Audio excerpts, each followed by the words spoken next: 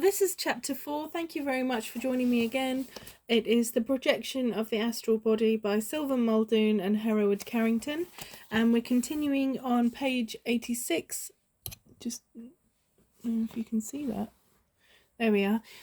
So the projection of the astral body, typical projection in dreams, page 86. There are several repeater dreams caused by astral body exteriorization, which we shall now discuss. 1. Falling dreams. 2. Flying dreams. A. The swimming dream, the upright flying dream, and the giant stride dream. The body and head flapping dream. The head thumping dream, and dream of moving toward a phantasmal object.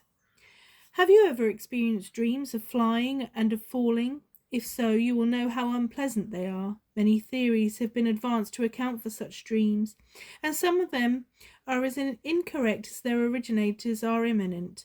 Yet these dreams are easily accounted for. Once you experience astral projection, let us see what Walsh has to say concerning the dream of falling, and notice how it compares with what we already have learned of astral projection. There's just a small part here. The literature on dreams is, of course, enormous, and it would be impossible to give even a selected bibliography here. I may mention, however, a few books which the reader may find of especial interest, as throwing light upon the special problems of astral projection.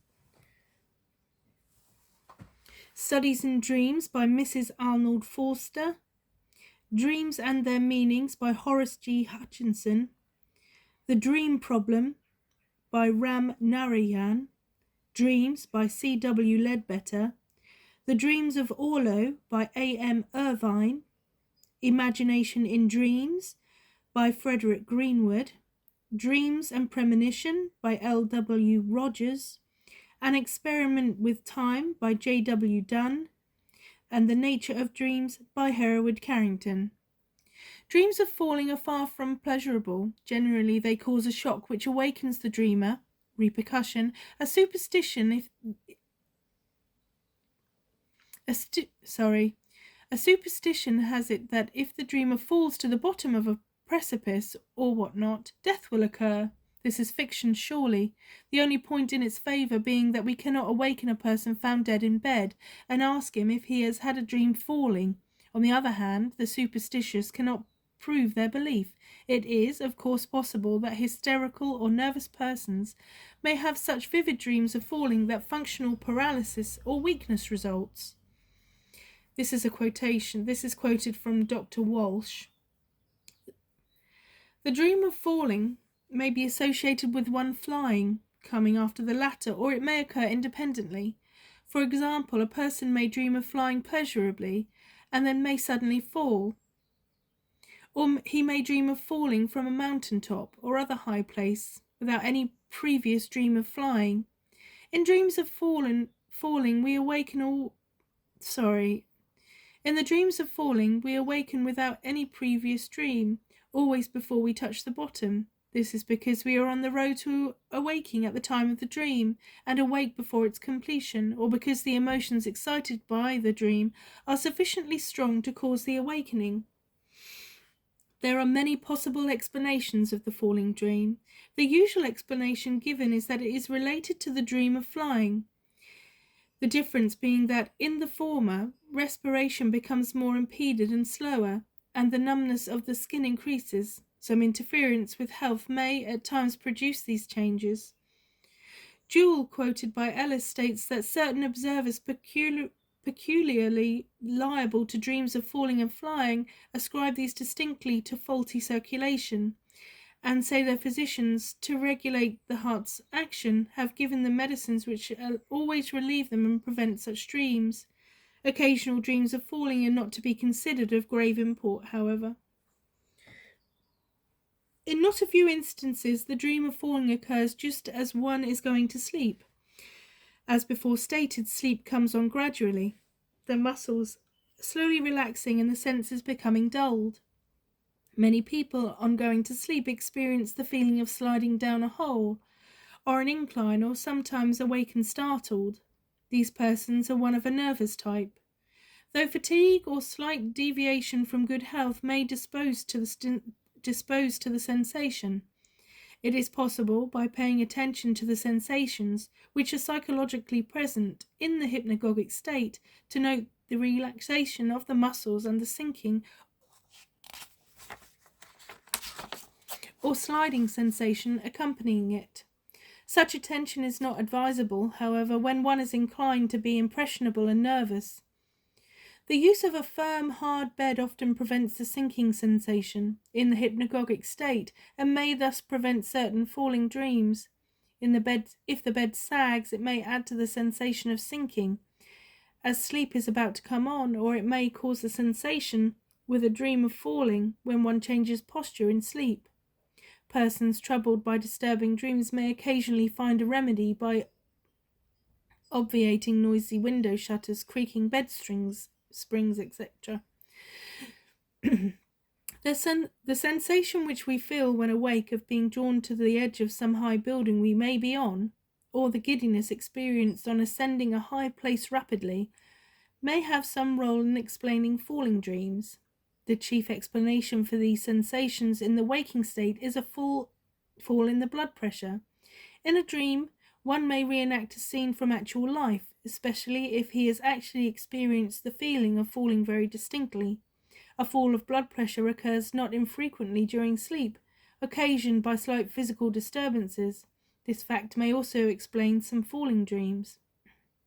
In the foregoing, Dr. Walsh has given an ideal description of the falling dream and advanced some plausible explanations for its occurrence. And some of these causes no doubt do incite dreams of falling. Yet I can say with certainty that the usual cause of the falling dream is interiorization of the projected phantom. The double may be exteriorized several feet from the body. Negative factors set in. The astral will be pulled from the upright position into the horizontal, through the air to a position over the physical, then drop right down into it. The sensation of floating is caught often when the phantom is lying horizontal, above the physical, and the first flash of consciousness comes. A dream of flying or of floating will then begin. The emotions are aroused. More negative factors, a speedy descent will occur. The dream then changes to that awful sensation of falling. As the phantom coincides with vigour, repercusses, the shock is imparted in the physical body. This illustrates how projection will incite sensation, akin to the action which is taking place, impress a dream, stir up emotions, and interiorize the phantom. The dream itself may appear to the subject to have taken a longer interval of time than it would for the phantom to interiorize, but such is not the case. A dream consuming a seemingly long period of time may take place in a very short interval. If you have ever experienced the falling dream, you know exactly what it feels like to interiorize with speed. Even when fully conscious, repercussion of the astral body will give the identical sensation which it does when not fully conscious. For a long time prior to my first conscious projection, I experienced almost nightly falling dreams. Dreams of floating and vigorous repercussions. One can be but a few inches out of coincidence and experience a falling dream during the descent. Although I do not entirely agree with Dr. Walsh, he has given an ideal description of the dream. So let us take some of his excellent material in single sentences. Can't get the single sentence out. In his excellent material in single sentences and apply them to the astral phenomena. Statements thus taken will be designated by W. So this is Dr. Walsh. Dreams of falling are far from pleasurable. It is for this very reason that intense emotion stimulates and repercusses the body more vigorously. Generally, they cause a shock that awakens the sleeper, that is, repercussion of the astral body. A dream of falling may be associated with flying, and coming after the latter. And we're back. When a dream of flying precedes a dream of falling, as it usually does, the floating or flying sensation is first noted because the astral body is actually floating above and to one side or the other of the physical. It is floating thus as the first gleam of consciousness dawns. The sensation arouses the emotions, the cable and the physical body. are likewise affected and begin to draw the phantom back to a position directly over the physical, hence the sensation of flying. Next, the astral drops downward into the physical, giving the sensation of falling.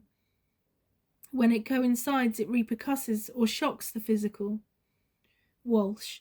A person may dream of falling from a mountaintop or other high place without any previous dreams of flying.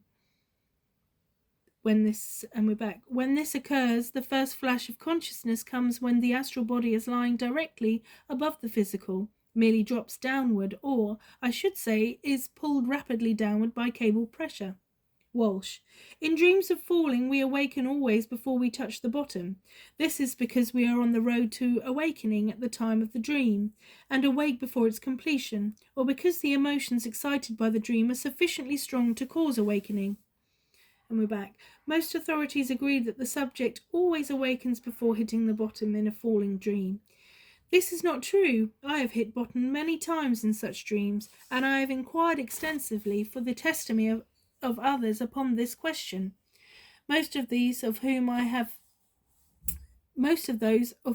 inquired, like myself, do hit bottom exactly on time with the repercussion. That is, hitting bottom in the dream and hitting the physical body occur simultaneously. One can hit bottom in the falling dream, experience only a light repercussion, drift back into sleep, and go on dreaming that he is badly injured or even smashed into bits from the fall. Walsh.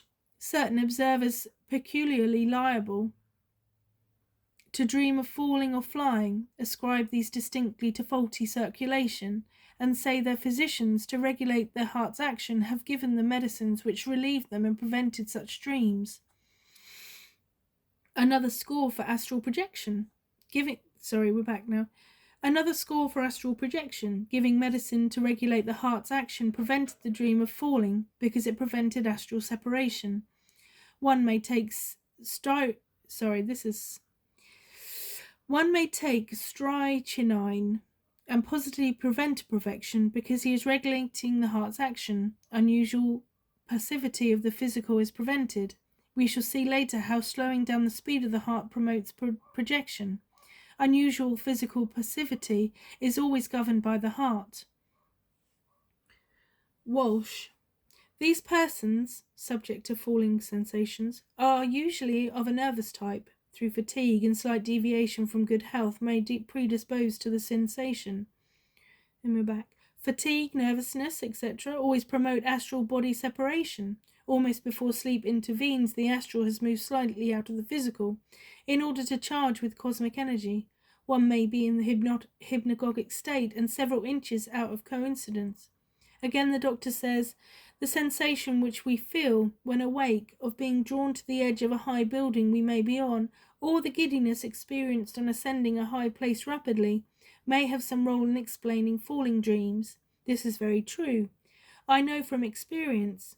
Despite my criticisms, however, I have found Dr. Walsh's book, The Psychology of Dreams, to be highly informative and interesting work, and I would advise the reader to procure it, if interested in dream phenomena. So we're ending there on page 90. We're going to be starting with the next chapter, How I Discovered the Cause of Many Falling Dreams. I may have a look to see if I can get The Psychology of Dreams, the Dr. Walsh's book, because it sounds like something that perhaps I could share if anybody is interested. Thank you. I appreciate you, and I appreciate you giving me your time. Have a good day. Bye.